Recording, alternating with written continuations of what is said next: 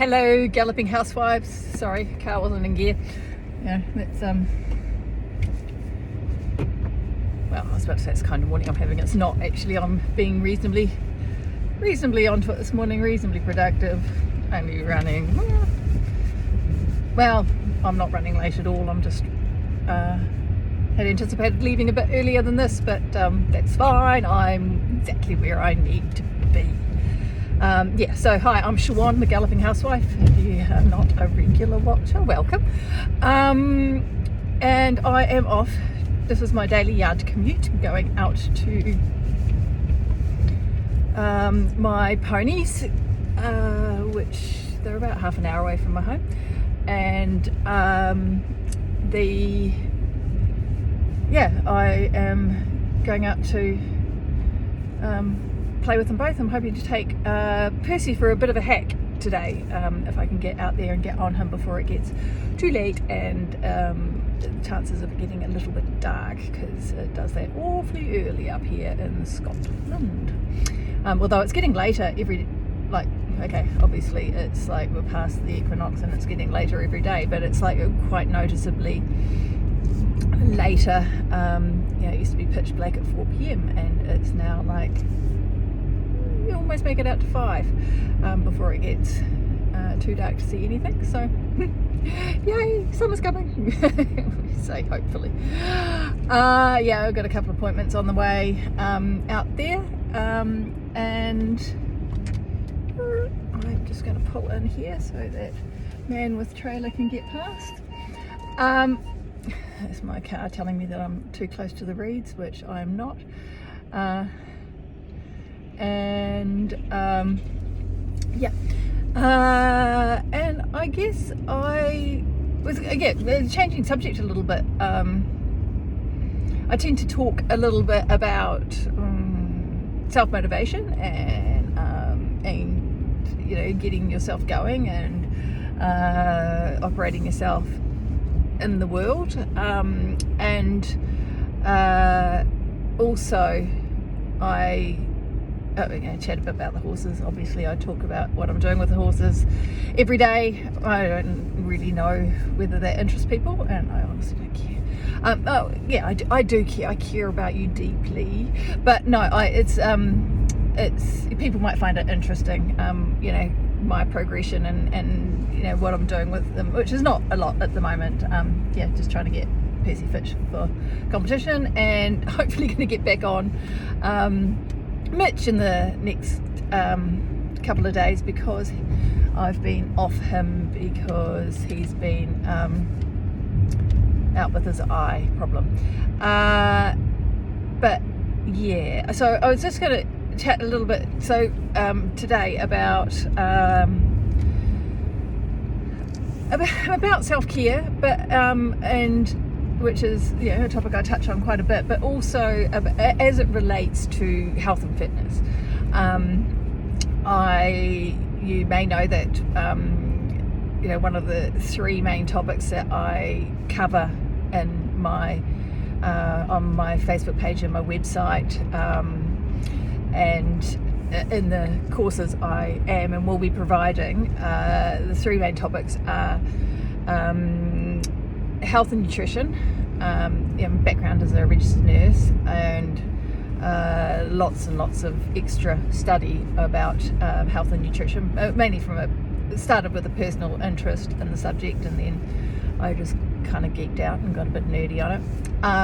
And the other thing is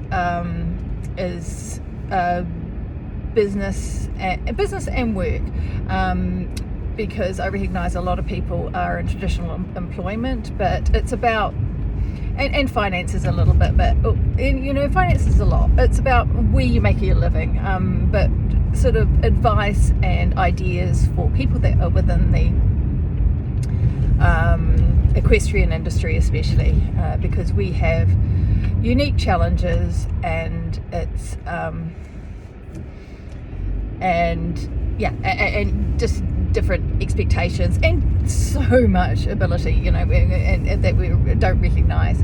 And the final one is kind of the general galloping housewife stuff. It is there's this catchphrase that goes around, it's a lifestyle design, and it is lifestyle design, but it's just about just us middle-aged women who have an interest in equestrian sports or just in horses in general, and about how we can find our way in life. That quite often we get to this point in our lives and we've followed a certain path and we're really not sure how to go on, so it's kind of bringing all those sort of ideas together. But anyway, I'm going to talk about today. I decided, some of you will know that I am I have had a particularly stressful year last year, and that is actually probably key to it, and my general health and my fitness is not where I would like it to be. I finished up the end of last year with a gastro issue problem, and I've got some injuries as well which are not helping things, and not fit, like I wasn't doing anything apart from riding for exercise, which is actually fine. Like, you do a lot of exercise with the horses, but I know that if I'm coming into like the eventing season, and I want to not be collapsing in a soggy heap at the end of the cross country, if I'm going to stay flexible and on board a sometimes out of control young horse, as well as just sort of generally hanging out with an active family, I need to do something extra. I just can't, I'm just not at my best unless I'm doing something extra, and I don't do a lot, but just some basic cardio and do some weights, and then some flexibility training really, but I do need to do these things in order to stay to keep as fit as I want to be. But I just wanted to chat with you. It's a lot of us have also put on some weight during the various lockdowns and over the last 2 years throughout the pandemic, more than we would anticipate, and also and over Christmas and stuff. And you might be feeling like you're useless and that it's all your fault. That's the way that the diet industry is out here to portray weight gain especially, and the truth is it's not. There are so many factors. There's so many factors that are outside our control that result in us gaining weight, and a lot of them have to do with how we as a society are living at the moment, and and how we are not at the moment, how we have, how society has been progressing over the last sort of 40 or 50 years, how our nutrition has changed, where we source our food from, how we're eating, all those sorts of things have an impact. Plus there's historical ancestral stuff that has changed because of the way that our ancestors and things were and previous generations were treated, and so our bodies have sort of evolved over time to change the way that they process your intake. But the one thing that I'm going to focus on today that you really need to be aware of is the impact that stress has on your system. Like, psychological stress has a huge impact on your physiological processes, on your metabolism, on your ability to burn fat and utilize it for energy. It's not impossible, but it is really difficult to lose weight when you're stressed. And I mean, some people will go the other way. Some people will have a biological response that results in a lot of unintended physical activity. You know, they might shake, or they might keep themselves very tense all the time, and they might find that their appetite decreases to the point where they can't eat. So there will be some people that will actually lose a hell of a lot of weight through stress, but then likewise, as I've talked before, they will gain it on the other side if they ever get the stress resolved. But also the other way is that your stress reduces your metabolism. Your body goes into fright mode. It will, and what it does with that, and it's the same thing that it does with when we exercise excessively or when we starve ourselves.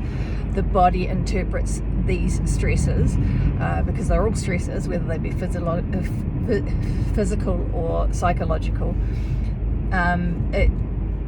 It realizes that they're a threat, and so the hormones act to protect our energy stores, because we never know when we might need them, and so but your ability to burn fat disappears. Likewise, your need for sleep will increase, so you're not as active, you feel tired, so you don't you can't get out and about, and you will comfort eat. And now comfort eating is called comfort eating for a reason. These are foods that release a dopamine or serotonin hit when we eat them, and so it's a reason that the world over, your mac and cheese pasta, your chocolate, your cake, your big tub of ice cream, those sorts of things are the things that we turn to for comfort food, or the big rich casseroles and that sort of stuff. Big bowls of mashed potatoes, they're our comfort food. So that's the reasoning behind it, and so I would encourage you, especially if you have a problem with stress, a problem with anxiety, that you have a look at ways that you can reduce that, whether it be through therapy, whether it be through self-care, self-help, meditation, exercise, moderate exercise, visualization, reading, massage, going for a walk outside, putting your phone down, not looking at the news, and all those sorts of things. I mean, there's a number of things, and you will know what works for you, and you will know what is accessible to you, what resources you have. But just know that if you are, two things. One is that if you have put on a great deal of weight over the last little while, that it's not your fault, and also that you really that doing these things is not self-indulgent, that looking after yourself and taking care of your mental health and your mental state is absolutely necessary for you to be able to function in this world. Right, that's my bit for today. I am nearly through an Auchenlick for my first appointment, and I will catch you tomorrow, I hope. Bye now.